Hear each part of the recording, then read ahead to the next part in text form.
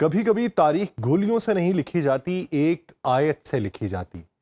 سلطنتیں جب اپنے سب سے نازک دور میں داخل ہوتی ہیں تو وہ صرف توپوں اور میزائلوں سے پیغام نہیں دیتی، وہ اپنی تہذیب، اپنی علامتوں اور اپنی زبان کو بھی ہتھیار بنا لیتی ہیں۔ قدیم روم میں فاتح جنرل خاموش جلوس سے پیغام دیتا تھا۔ سلطنت عثمانیہ میں شاہی دربار میں بیٹھنے کی جگہ سفارتی رتبے طے کرتی تھیں۔ برطانیہ میں شاہی تقریبات میں کرسیوں کا فاصلہ بھی خارجہ پالیسی کا حصہ سمجھا جاتا تھا، اور آج کی دنیا میں جب ہر ملک پریس کانفرنسز، ٹویٹس اور مشترکہ اعلامیوں سے اپنی بات کہتا ہے تو ایران نے شاید ایک بالکل مختلف راستہ اختیار کیا۔ وہ راستہ قرآن کا تھا۔ اگر سب واقعی منصوبہ بندی کے تحت ہوا، جیسا کہ متعدد ایرانی ذرائع اور مبصرین کا کہنا ہے، تو شاید یہ جدید تاریخ میں پہلی مرتبہ ایک ریاست نے اپنے مہمانوں سے گفتگو الفاظ میں نہیں بلکہ خدا کے کلام کے ذریعے کی ہے۔ نہ کوئی تقریر، نہ کوئی سفارتی نوٹ، نہ کوئی سخت بیان، نہ کوئی دھمکی، صرف ایک آیت، اور ہر آنے والا وفد شاید سمجھ گیا کہ اس کے لیے پیغام کیا ہے۔ یہ محض تلاوت نہیں تھی، یہ ایک خاموش سفارتکاری تھی، ایسی سفارتکاری جس میں مترجم کی ضرورت نہیں پڑتی، جس میں قرآن خود بولتا ہے۔ آپ سب پر سلامتی ہو، میں یاسر رشید ہوں اور آپ دیکھ رہے ہیں سنو نیوز۔ ناظرین، سید آیت اللہ علی خامنئی کی آخری رسومات صرف ایک جنازے کی تقریب نہیں ہے، وہ ایک ایسا منظر تھی جہاں مشرق وسطیٰ کی تقریباً ہر بڑی طاقت کا نمائندہ موجود تھا۔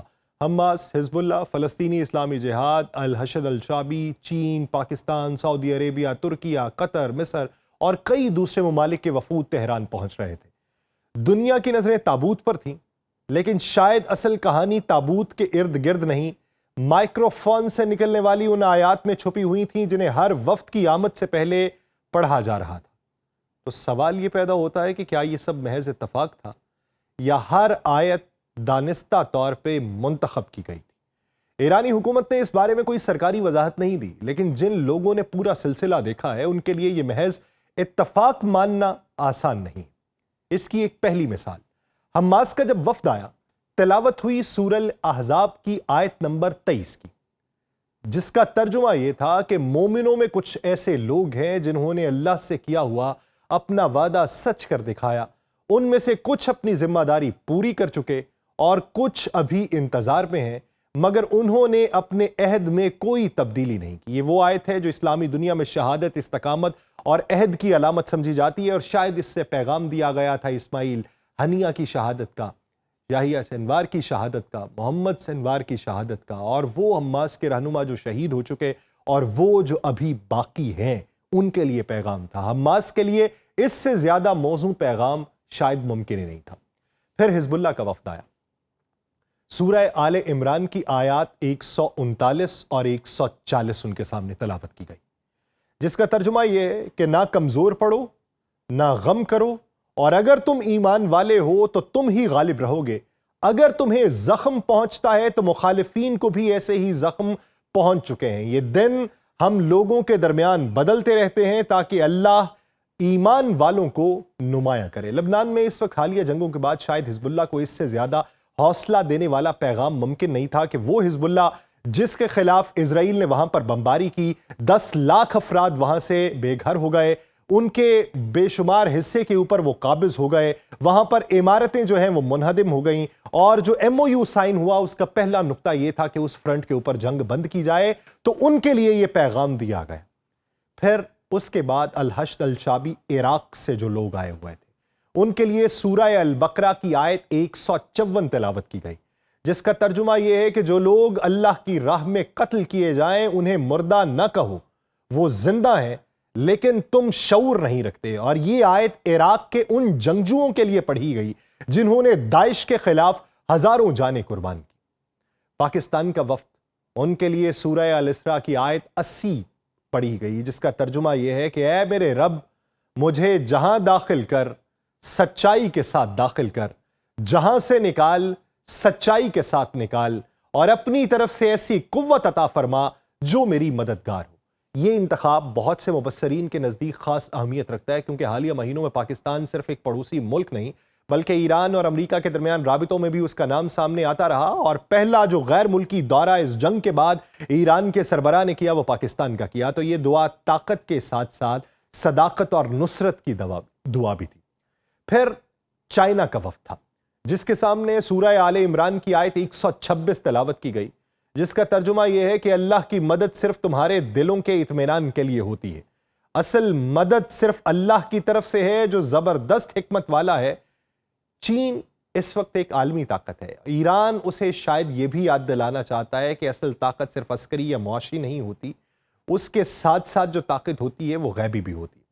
پھر سعودی عربیہ کا وفد آیا اور یہاں پر بھی خاص اہمیت کا حامل منظرنامہ تھا کہ سورہ آل عمران کی آیت 13 تلاوت کی گئی، جس کا ترجمہ یہ ہے کہ دو گروہوں کے ٹکراؤ میں تمہارے لیے بڑی نشانی تھی، ایک اللہ کی راہ میں لڑ رہا تھا اور دوسرا اس کا انکار کرنے والا تھا۔ اللہ جسے چاہتا ہے اپنی مدد سے قوت عطا کرتا ہے۔ اگر واقعی یہی آیت سعودی وفد کے سامنے پڑھی گئی جس کا بین الاقوامی منظرنامے پر بھی احاطہ کیا گیا، تو اس کی علامتی حیثیت بہت گہری ہے، کیونکہ دونوں ممالک برسوں کی کشیدگی کے بعد تعلقات اس وقت بحال کرنے کی کوشش کر رہے ہیں، اور تعلقات جس حد تک کشیدہ تھے وہ سبھی کو معلوم ہے، اور یہ پیغام بھی سعودی عرب کو ایک دیا گیا۔ پھر ترکیے کا جو وفد تھا اس کے سامنے سورہ النساء کی آیت 95 تلاوت کی گئی، جس کا ترجمہ یہ ہے کہ اللہ نے اپنے مال اور جان سے کوشش کرنے والوں کا درجہ بیٹھ رہنے والوں سے بلند رکھا ہے، اگرچہ سب کے لیے بھلائی ہے مگر مجاہدین کے لیے بہت بڑا اجر ہے۔ یہ انتخاب بھی کئی سوال چھوڑ کے جاتا ہے کہ ترکیہ کا کردار اس پورے عمل کے دوران لڑنے والا تو نہیں تھا، مصالحانہ ضرور رہا، اور ان تک بھی یہ پیغام پہنچایا گیا۔ قطر کے سامنے سورہ الفتح کی آیات پڑھی گئیں جن میں فتح، ہدایت اور اللہ کی نصرت کا ذکر ہے۔ مصر کے سامنے سورہ البینہ کی وہ آیت پڑھی گئی جس میں جنت اور اللہ کی رضا کا ذکر ہے۔ فلسطینی اسلامی جہاد کے لیے بھی سورہ الفتح کا انتخاب کیا گیا۔ اب ذرا آپ ایک لمحے کے لیے تصور کریں کہ آپ ایک غیر ملکی وفد کے سربراہ ہیں، آپ کسی کانفرنس میں نہیں آئے، آپ کسی مذاکراتی میز پر نہیں بیٹھے، آپ ایک جنازے میں شریک ہونے آئے ہیں، اور اچانک آپ کی آمد پر قرآن کی ایک ایسی آیت پڑھی جائے جس کا مفہوم براہ راست آپ کے ملک، آپ کی تحریک یا آپ کی موجودہ صورتحال سے جڑتا ہوا محسوس ہو، تو کیا آپ اسے محض اتفاق کہیں گے یا سمجھ جائیں گے کہ میزبان نے آپ سے بات کر لی ہے بغیر ایک لفظ بولے؟ تاریخ گواہ ہے کہ علامتوں کی زبان ہمیشہ لفظوں سے زیادہ طاقتور رہی ہے۔ صلاح الدین ایوبی نے بیت المقدس فتح کیا تو انتقام کا اعلان نہیں کیا، اپنے عمل سے پیغام دیا۔ عثمانی سلاطین نے یورپی سفراء کی نشستوں سے اپنی خارجہ پالیسی بیان کی۔ سرد جنگ میں امریکہ اور سوویت یونین نے میزائلوں سے پہلے علامتی اقدامات کیے، لیکن اگر ایران نے واقعی ہر فرد کے لیے آیات کا انتخاب سوچ سمجھ کر کیا ہے تو یہ سفارت کاری کی ایسی مثال ہے جس میں نہ پریس ریلیز تھی، نہ دھمکی تھی، نہ مذاکرات تھے، صرف قرآن تھا۔ اور شاید اسی لیے بعض مبصرین کہہ رہے ہیں کہ تہران میں اس روز صرف ایک رہبر اعلیٰ کو دفن کرنے کے لیے اجتماع کا انعقاد نہیں کیا گیا، بلکہ ایک نئے دور کی علامتی خارجہ پالیسی بھی دنیا کے سامنے رکھی گئی ہے۔ اور شاید یہی اس پورے منظر کا سب سے حیران کن پہلو ہے کہ لوگ تابوت کو دیکھ رہے تھے اور ایران آیات کے ذریعے دنیا سے بات کر رہا تھا۔ مجھے دیجیے اجازت، اللہ نگہبان۔